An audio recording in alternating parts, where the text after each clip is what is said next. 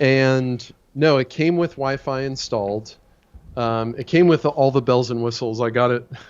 I got it from Costco, dude. It weighed like 200 pounds. Wow. And so I had to actually go rent a car in order to get it home because it wouldn't fit in my car. Well, wait, is it electric powered or how? What's the heat source? So it's electric, and then there's wood pellets inside. Okay. So, and then it has an auger and a self-feeder. Okay. So it's constantly monitoring the temperature, and then it brings more pellets in order to control the temperature and obviously create smoke. That's the important thing for a smoker to do. Uh-huh. So yeah, actually, I'm just noticing that it's cooking way too fast. Interesting. So I'm turning it down right now. But yeah, I did. It's definitely cheating, dude. Because I was watching someone else like give this guy Aaron Franklin give a master class on smoked meat, and I mean he is tied to that smoker for the whole 12 or 14 hours, and he's like feeding it wood and he's checking the temperature like every 10 to 20 minutes. I mean he's on it. And for me, I'm just like got this app and it'll buzz when it's ready, and yeah, it's cheating. Have I mentioned that I have started roasting coffee? Yes, you did. So this is, I eat some fish, but we don't eat a lot of meat here.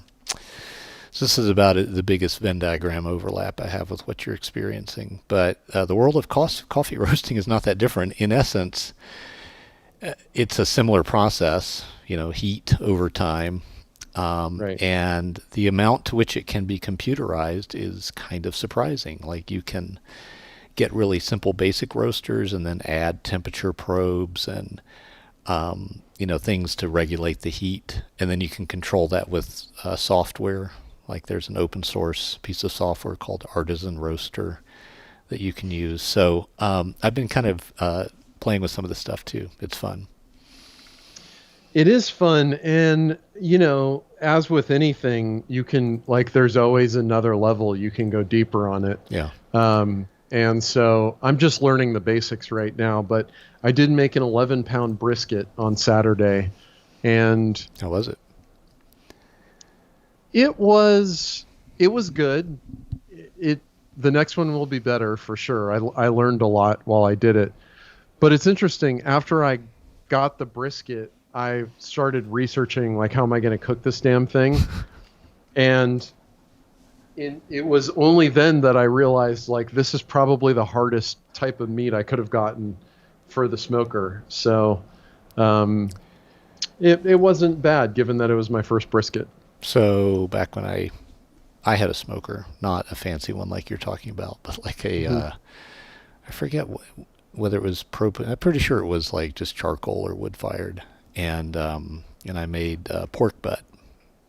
Oh yeah, barbecue. Is that the easier place to start? Pork butt's easy. Chicken's pretty easy, which is what I have out there now. Ribs are pretty easy. The key thing is just a couple things that I learned. You got to have water in there to keep the environment moist. Mm-hmm. You got to sort of start intervening regularly to try to control the temperature and keep it consistent.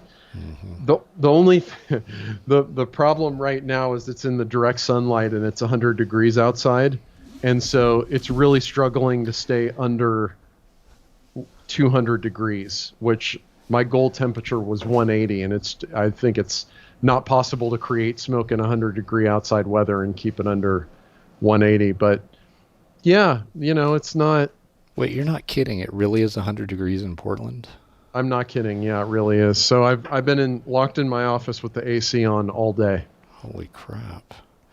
Yeah. It's 73 degrees here right now. Wow. Yeah, no, we've had yesterday it was hot. Yesterday it was in the high 90s. Today it's 100 or 101. Tomorrow it'll be about 100, and then it's going to drop into the 80s for a little while. But yeah, we've had a slow summer season here, so it's a little too hot now, but it'll be nice once it settles into the 80s and 90s. Is your patio done yet? Patio's done. We've entertained people out there 2 weekends in a row, which is nice to have people over. And if you're going to make 11 pounds of brisket, you got to have other people here to eat it too. So that was nice. So yeah, Patio's done, and I've been going out there most mornings, if not to write, then to just read and drink coffee, and it's just nice to be outside. That's great. Yeah, man. We don't even know what we're going to talk about today, do we? No, and we're past the 5-minute. Anyway, we can talk about the fact that I'm awakening to the fact that I'm not as empathetic as I'd like to think I am. Let's do that, because I have questions about how you came to that conclusion, and also if there's anything you think you can do about it, because I have pretty strong opinions about that, and a story to share about someone I had on my podcast recently who addressed this issue extremely insufficiently. So let's do that. We're live streaming. I am recording. We're double-ended recording. We can do this anytime. Philip Morgan. Listen with a rill. I've had a realization recently. And what is that? The realization is Twitter is Festivus without the feats of strength. Say more. Do you know what Festivus is from Seinfeld? No, not from Seinfeld. I thought it was a reference to like a Greek holiday. This joke didn't land at all. Festivus is a Seinfeld episode. I forget what it's called. You can look this up. I'm looking it up. So it's this. It's actually one of the backstory is one of the writers. Like their family had this made up holiday called Festivus, and it has 3 elements that are described in the episode of Seinfeld that was based on this writer's actual family holiday. Okay. Feats of strength, an airing of grievances, and then an unadorned aluminum pole. Those are the elements of Festivus. And you've seen Seinfeld? Yeah. Of course. Okay. So George Costanza's family, the George Costanza character, his family celebrates Festivus, and it has like traumatized him. He's humiliated every time it gets brought up. And so my joke is that Twitter is basically a place for the airing of grievances. But I tried, man. Sorry. I'll try to have a little more accessible joke next time we start. I think if I didn't feel that it would be bad for my business, then I would really like to just delete all of my social media profiles. I would love to be able to run a business. Maybe this is a topic for another day. Is it possible to completely run your business online with absolutely no social media accounts? I'm sure the answer is yes, but God, it's just such a vile place in so many ways. I mean, one of the yeah, no feats of strength. What would qualify as a feat of strength on Twitter? Well, I mean, there's airing of grievances aplenty, and I realize I'm being a bit unfair to Twitter. You're not. It's easy for that to dominate any given person's feed, is an airing of grievances. There's a lot of value in the platform aside from that, to be more fair. But I don't know, I guess a feat of strength would be some form of flexing on Twitter. Is that the place where people go to flex these days? Their material possessions or status? For me, all of these places are very complicated because there's so many people and they behave in so many different ways. But for me, it's hard to be on Twitter without being whipped up by some usually anonymous person making a really ignorant, outlandish comment in some way that disagrees with core sensibilities I have. And then, of course, on the flip side, it's like not good if you go there and you only see opinions you agree with. And I just think there's so many politics and business discussions and like really substantive topics that get brought up there, but it's the worst possible forum to arbitrate them. Yeah, this weekend I read a post by Benedict, was it Benedict Evans, who's a tech analyst, and that's, I think, maybe a little, to me, he's like a sort of equivalent level thinker to somebody like a Ben Thompson. Mm-hmm. He was talking about regulation in tech. And it was, I don't know how many words, probably a 2,000 word article, if not more. And it just was so refreshingly nuanced and thoughtful. And, it doesn't matter whether you agree with it or not. At least you have a chance to understand what he's saying, if you'll read the whole thing. So, right. Yeah, maybe we look at social media as a sort of syndication outlet, but not really a place to interact with folks. Which brings up the question, is there a better place to interact with folks online? Well, I did find, this was kind of novel idea, maybe you've heard of it already, a place called letter.wiki. And the headline is Welcome to the Home of Thoughtful Conversation. And so basically, two people will agree to write letters back and forth. Oh, a sort of online debate of sorts? Yes. And it's longer form and it's saved in one place. So like right now, the top one, and this is no political statement, it's just whatever happens to be first, on systemic racism and police shootings. And so they're having, I'm sure there's non-thoughtful, non-useful conversations on this platform like there are anywhere, but generally when I've been on there, I've been pleased with people taking opposing sides, but being very gracious with each other and also acknowledging where they agree, which I think is one of the things that's missing in a lot of debate. Certainly on Twitter. Yeah. Is that letter spelled like you would expect, .wiki? letter.wiki. Yeah. Okay.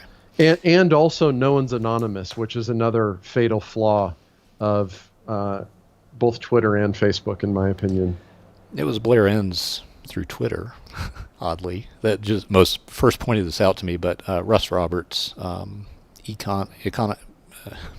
economics blog post. Sorry. Russ Roberts' podcast on economics. I forget the name. It's like Econ Talk, I think is the name of the podcast. Yeah. Is a place where you can hear that happen, real-time audio. He'll have people on with whom he disagrees about certain points or their whole perspective.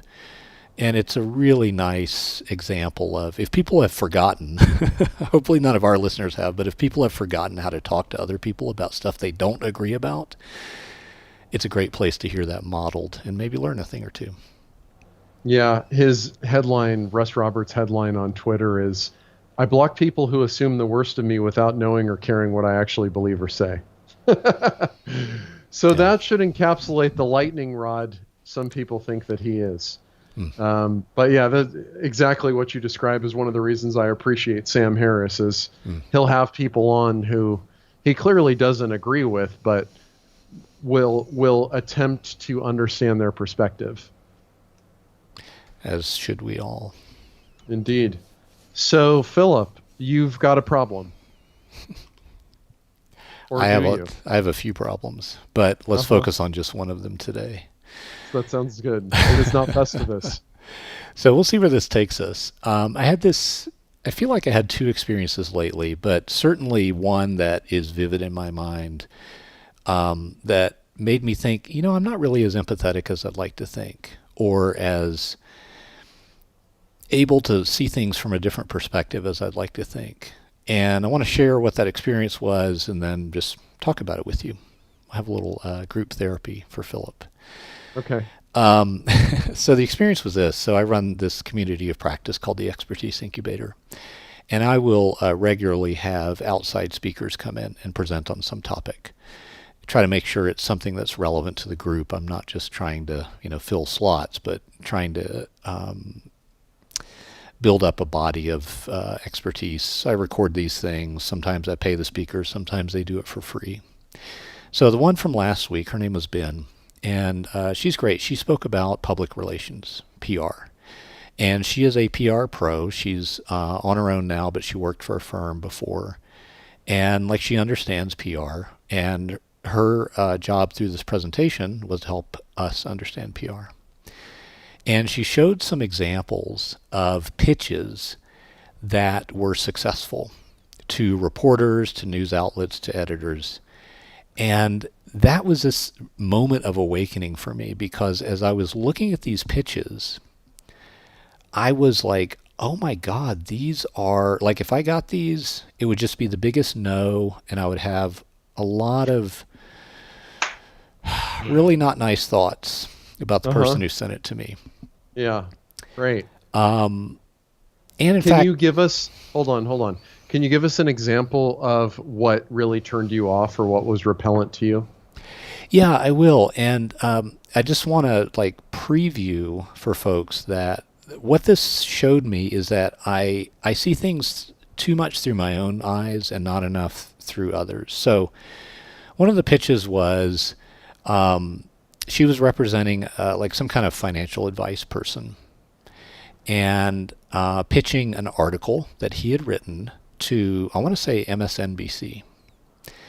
And it was, the article was like, something, 5 actionable, I probably use strategies because everybody uses strategies after the word actionable. Yeah. But maybe it didn't say that. I can't quite remember. 5 actionable things that American households can do to respond to the sort of financial pressure of the coronavirus pandemic. That's the essence of it. And, I read that, and my response was, oh my God, that sounds like drivel. Mm-hmm. And the awakening for me was realizing that, first of all, it was successful. Second of all, it's MSNBC. And they're not there to create a master's degree level, PhD level education on economics and finance for their readers. They are there partially to entertain and partially to provide some basic information. Yeah. And so the realization for me was like, this was a successful pitch. It gave this editor or this reporter exactly what they wanted or needed. Mm-hmm. It packaged it in a way that was efficient and respectful of their time. And so it was a good thing. And what made it good was that it fit the context. And so often I get into this idea of like, we're all trying to reach some pinnacle of expertise in what we do, that anything less than that is unacceptable. And what that neglects is that there's a trail up that mountain of expertise. And some people, not everybody starts at the top. Not everybody has a helicopter that takes them to the top of that mountain. People walk that trail, and as they go up that trail, they need increasingly more sophisticated versions of whatever it is. And so as I start to think more about reorienting my business towards serving a broad audience, not that broad, still a niche audience, but still more of an audience-based business rather than a consulting business. Yeah. It's a good reminder for me that there needs to be some basic stuff to start that journey. Yeah. Anyway, that's enough of the monologue. And I mean, I don't mean to criticize myself too much and say, oh, this is some massive failure of empathy, but that's really what it is like an inability, or I'm not empathizing. I'm not using the tool of empathy in the right way. Your thoughts, my friend. Well, I would say what you're describing is, I guess you could consider it a lack of empathy, but what I think you're describing is really the curse of knowledge, right? Is that also you're occurred, totally steeped and entrenched in this area, and I think you can tell me if I'm wrong about this, but I think also one thing you're reacting is the 5 blah, blah, blahs of whatever. You're immediately like, oh, that's got to be terrible, right? Another listicle, do we need more of those? And then separately, you're also reacting to the level of sophistication of the content. Right. Like you're sort of approaching it as like, well, doesn't everybody already know that already? Yeah. Which is that fair to say? That, and then there is a sort of scent of clickbait hanging around that headline to an extent. Yeah. Whereas empathy, I'm looking up the Apple Dictionary definition, which is not the best dictionary. I can promise you that.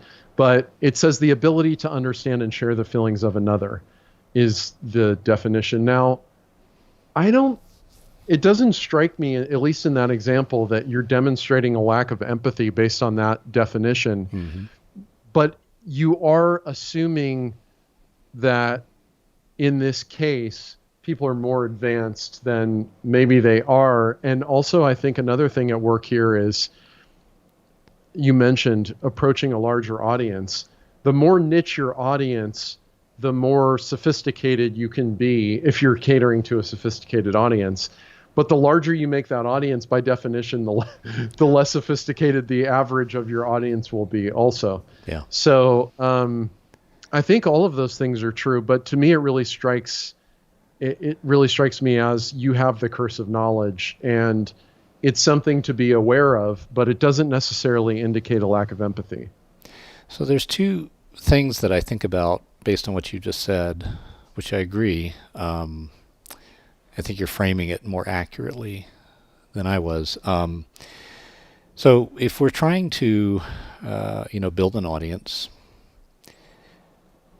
I suppose we could think about that as we want to go out, like we want to build that audience by going out in a one-to-one way and recruiting people for that audience because there's some kind of ideal fit. Mm-hmm.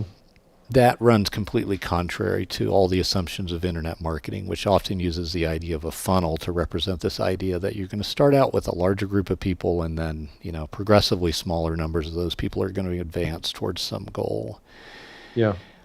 And so it's helpful for me to think, okay, well, this idea of recruiting one-on-one sounds great, but it's probably not practical for building, an audience for a modern business. So not for the type of business you want to run. Right. So what that means is, for me, I need to be thinking in terms of there is a sort of diet, reduced fat version of what I would like people to understand and buy into that is suitable for a broader audience. Mm-hmm. And so I framed it as lack of empathy because when I think about things, I sometimes fail to think about them from the learner's perspective, which is usually the problem with most education. Right. And there's a version of what I talk about that can be sort of formatted to be suitable for that audience. And if I can do that, I might get access to a lot broader distribution for my thinking. Mm-hmm. Not the high potency, undiluted version, but this version that's formatted. I use the word formatted pretty intentionally because I don't want to say it's like watered down or made less useful. It's just formatted for a certain place in the journey. Yeah. And I think a lot of my hang-ups about SEO are related to this idea that, oh, you just make great stuff and throw it up on a site and, let Google do the rest. That's not really how it works, because if it's this big jumble that's incomprehensible, then Google is not going to be any more successful at making sense of that than a human would. So it at least needs to be comprehensible to a human. And then there's this other idea of like, you need a certain amount of people in your audience to run an audience-based business. So I need to be thinking more in those terms. I get the sense that this is like basic stuff for you. You've been thinking about it for a long time. I'm curious about that. Well, I mean, it is in the sense that it's not new information, but it's also true that I never stop thinking about it because the answers are difficult and it's a moving target. And we've talked before about how many, online marketers will tell you they can teach you how to build an audience when really, it's just sort of a selection bias or survivor bias where they happen to be successful, but that doesn't mean you can do what they did and repeat the results. Right. And so I think all of these targets are actively moving. I do think, to your point, that the type of empathy or the type of approach you want to have if you want to build a larger audience is a little bit different. And actually, this could easily be its own episode, so maybe we tackle it again later. But a friend of mine, I never really thought about it in these terms, talks about online businesses as, and by online business, I mean information-based businesses as religions. And so interesting. And he uses these metrics. I have them written down in my notebook. So if you're listening to this, I am actually looking at a notebook right now. He talks about these factors of religion: dogma, ceremonies, leaders, flocks or churches, and some sort of unattainable idealistic state that also happens to be true. And that strikes me as actually kind of a useful way to think about this. You have some skepticism on your face, so maybe we can have a nice heated discussion about it. No, not because I want to hear more. I want to hear you tease it out, because like I can already start to imagine, what the dogma is, or the ideal beatistic state. But what's this other stuff? So let's talk about Seth Godin. Would be well known to probably everybody in our audience. All right. So what is Seth Godin's dogma? Basically, the way I would say it is it's something like, be helpful to a small tribe of people, and that's how successful marketing works. Yeah. Something like that. Yeah, I think that's good enough for now. Good enough for government work. Good enough for offline podcast work. Yeah. So ceremonies or rituals. He has his newsletter, which some people show up to every day. He has his podcast. And then, of course, for the truly devoted, he has his courses. Leaders or flocks, right? There's major Seth fans. And then the unattainable idealistic state. It's maybe not so clear to me for him. I guess it's this idea of like truly creating something transformative for people that's self-sustaining for you. And I think for the average person following Seth Godin, it's unattainable. I think a better example, I mean, we could just use Christianity as like, what is the unattainable state? Which is like being truly virtuous in every way and living a life without sin, which we know is not attainable for a human being. I mean, not for you, but it doesn't really apply to the rest of us. Philip, you're definitely losing empathy with how you look at the rest of the world, I think. I know, and we're right here on a, face-to-face video call. This should be the ideal place for me to be empathetic. Yeah. So, I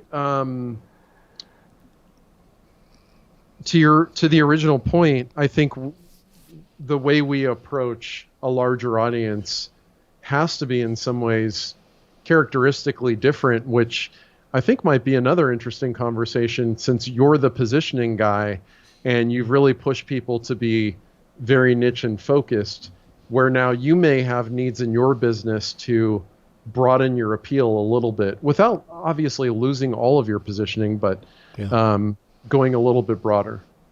I'll book my next therapy session with you on that topic. I'll put that in the online booking system. So let me ask you this. I had a guy on my podcast recently, and this topic came up, and he was very sort of saying something that you've probably heard people say for 10 or 20 years, which is the key to being better at selling is to having a higher EQ, emotional intelligence, which is a play on IQ, which seems to have no scientific backing, EQ, as opposed to IQ. Sure. And I said, okay, well, how do you improve your EQ then? And he goes, well, I think you just need to ask yourself, how can I be more empathetic? And I was like, wow, that's the least helpful thing maybe I've ever heard. Wait, did you say that to him while he was... No. Okay. But I just found it so completely useless. Right. And I was looking for a more artful way to say that, but it didn't come to me. Yeah. But I'll tell you, I find that advice completely useless. Yeah. As you think about maybe improving your own empathy, has it occurred to you how you might go about that project? Well, for EQ, I like about 9 dB at 20 hertz. I like to cut a little bit. No, I'm kidding.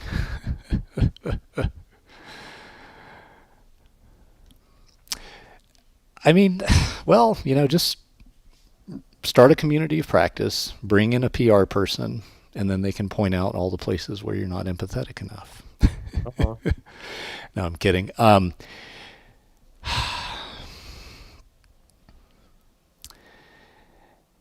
One of the things that was helpful for me a long time ago was hearing that when you're communicating, if you're not being heard, it's not the recipient's fault. It's your fault. That's a simplified sort of, framing of it, kind of framing it as a combat where it's not really that, or blame where it's not really that. But it's like the failure to be understood is the communicator, not the recipient. And I think that was really helpful for me. It's not something I live up to very often, but acknowledging that and saying, what could I do differently that might make this more effective? Like, that's kind of a foundational lens to look at the world through that I think is helpful for for being more empathetic. So there's that.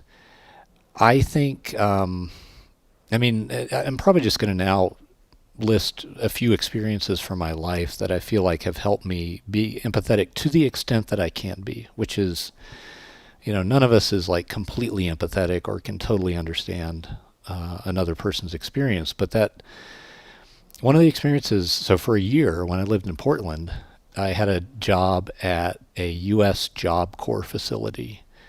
And I sort of over enunciate that because it would be easy for me to like slur the words, but also because a lot of people have never heard of the U.S. Job Corps. It's a U.S. Federal government program that provides job training, and the people who consume it are largely high school dropouts. Like, high school has not worked for them. College is definitely not going to work for them, and so it's some form of vocational training for folks who are in that situation. So it attracts a lot of people who are really have grown up in some form of poverty.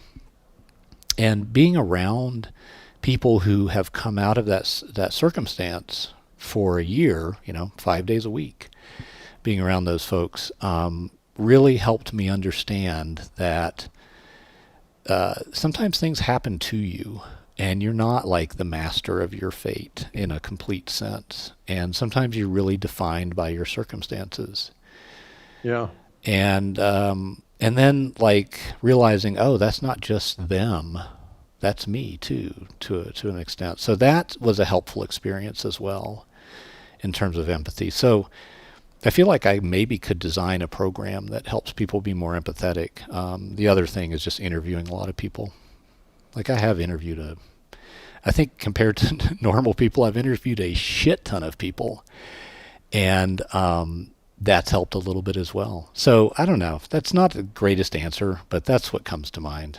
Well, I think, so yeah, let's get really nerdy. I'm interested in cognitive behavioral therapy because it seems to be one of the best ways people can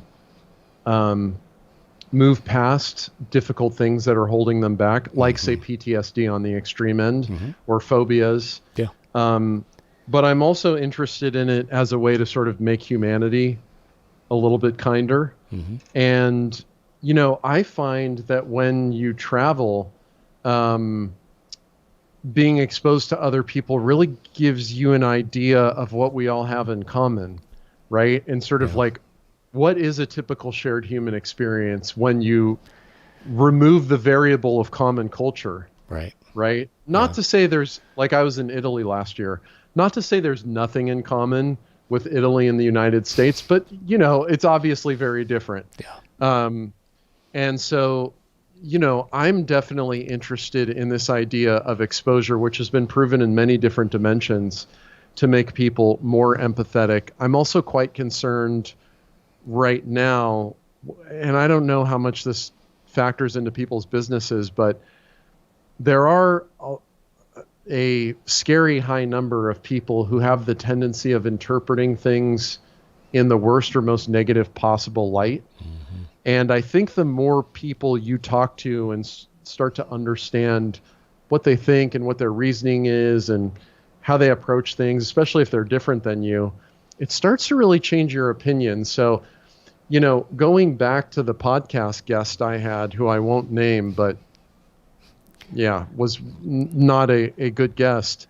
I thought that that's what he was going to say, is sort of repetition and exposure to different ideas, and maybe in the context of sales, talking to other reps who've dealt with similar problems and asking them tactically, how did they respond and why did they respond that way and how did the client react? It was just very disappointing when I think there is kind of an abundance of proven methods to become more empathetic. So anyway. Yeah, I agree. The answer isn't just try harder. It's like there's actual things you can do, and even if you can't travel or set up interviews with people or whatever, I think there's some kind of opportunity for most folks to be exposed to different viewpoints. That's one of the reasons, like I would politically show up more on the left of the spectrum. And that's why it's important for me to listen to, usually it comes, I'm going to interrupt myself and say the version that's most interesting to me, maybe most palatable to me, of a right-wing perspective is going to come more from academics and an economist. And that's why it's important for me to tune into some sources that come from that perspective, is so that, it furthers that project of empathy. Again, there's always more that we can do. So, and I'm not trying to hold myself up as some kind of, model of perfection there, but. Yeah, you are. Okay, fine. I know you are, Philip. Don't lie. There's something we can do, I think, for most of us that can help us empathize. And I'm not saying everybody, like, it's their main job. Like, others may have another thing that is a part of their progress forward in life rather than more empathy. But a lot of us could stand to do more there, myself included. And back to square one, right? So the type of content you would provide on MSNBC, even if they have, say, a more educated audience on average than ABC or some other major network station, which is funny in an internet age, having network stations. But you get the point, right? Maybe they're more educated, but still it's a lot of people you're approaching. Yeah. And I think this is just essentially what, your predicament is validation for the whole jobs to be done, interview your customers, go out there and talk to people, approach to business, so that you can compensate for your curse of knowledge and sort of recalibrate it based on what you hear back from people. Because some of the best courses I've taken told me a bunch of stuff that I already know, but it was sequenced in a way where I got new meaning out of it. And it was basic enough where anybody could actually do it. And yeah, maybe that's something to think about. That skill, that's the last thing I'll say, and then we'll wrap up. That ability to do that, like, we especially notice it because we're doing this real significant translation from where we are in our journey to where a beginner would be in their journey. Right. But that same skill of, like, formatting information so it's easy to consume, that it's transformative, that's useful anywhere. Yep. Good talking to you about this listing. The check is in the mail. Liston with a Real Therapy Incorporated, I think is who I make the check out to, right? Yeah, I opened an LLC just for this purpose. Thanks, man. Good talking to you. All right.